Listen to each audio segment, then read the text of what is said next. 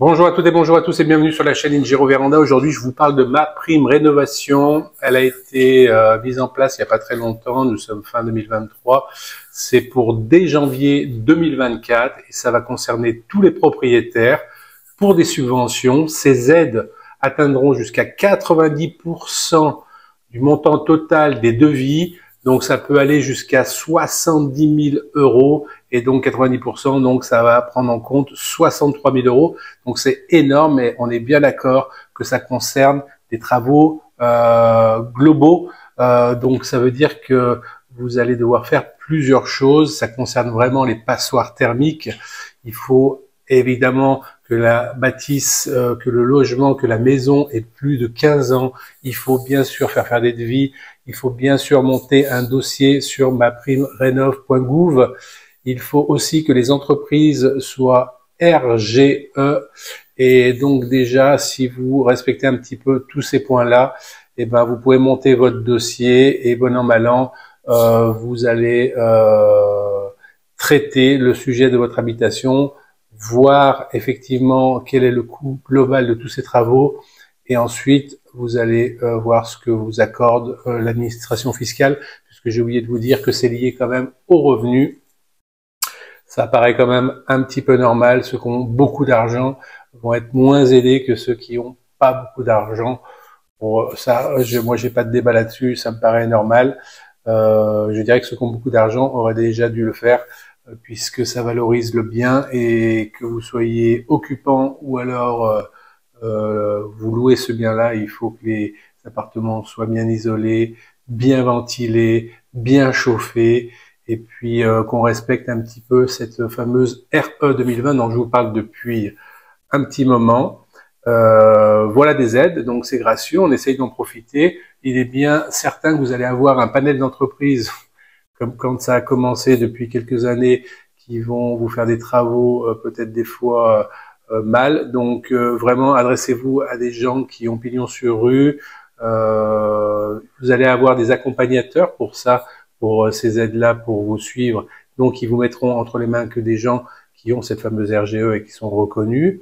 Donc, soyez vigilants. Pas de précipitation.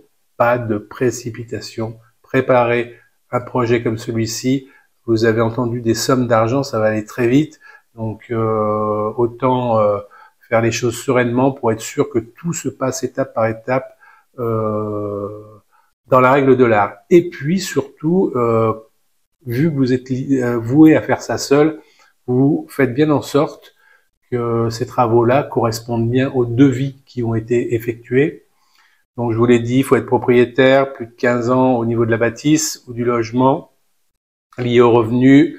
Il faut que ça soit des entreprises qui soient RGE. Donc, RGE, c'est comme un diplôme que l'on passe. Nous, par exemple, dans les menuiseries, on a passé ce diplôme-là avec deux ou trois maisons, et puis montrer comment on pose, la façon de poser, ainsi de suite, pour pouvoir obtenir cette réglementation RGE et pouvoir participer à ce type de travaux-là.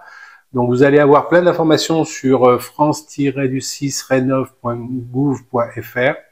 Il faut bien préparer ces travaux.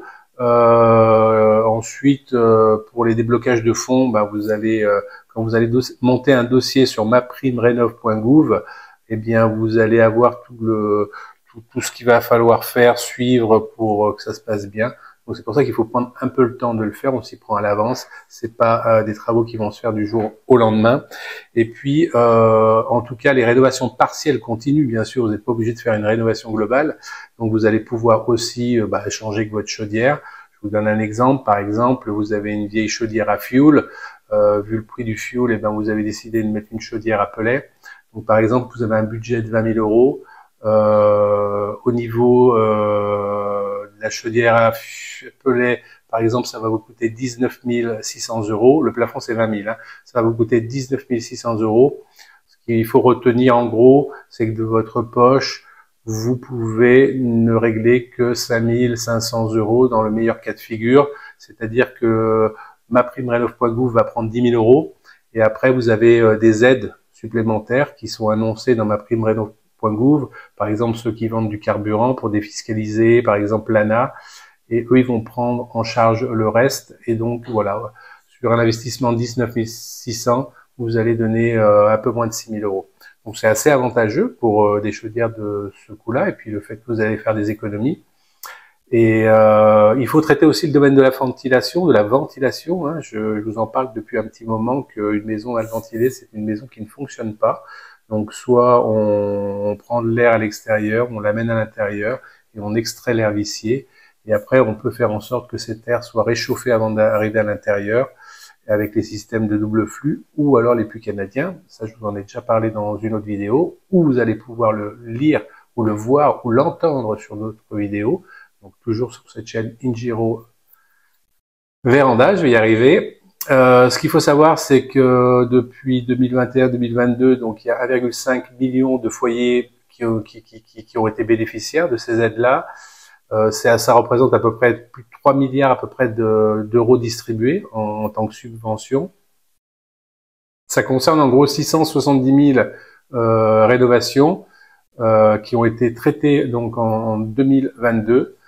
Et ensuite, vous avez plusieurs primes pour accompagner des personnes à mobilité réduite, des retraités, par exemple, aménager sa douche, par exemple, pour rendre un appartement au moins ma prime, je crois que c'est ma prime décent pour rendre un appartement décent, voilà, avec tout ce qui se passe aujourd'hui dans le monde de la location. Donc voilà, j'ai essayé de vous l'expliquer simplement, ma prime Rénov 2024. Donc maintenant, ça peut être une rénovation globale. Vous allez avoir un menuisier, un gars qui pose du chauffage ou de la clim, un gars qui gère la ventilation, un gars qui gère l'isolation par l'extérieur ou de l'isolation dans les combles. Voilà, tous ces métiers qui gravitent autour de l'amélioration de l'habitat, mais, je le répète, avec le label RGE. Donc voilà, c'était à bon entendeur et c'était sur Ingiro Véranda. Vous pouvez partager cette vidéo, surtout abonnez-vous et puis à bientôt pour un nouveau tuto sur un domaine qui va toujours correspondre à l'amélioration de l'habitat, les agrandissements, les menuiseries et l'isolation. Bye bye, au revoir.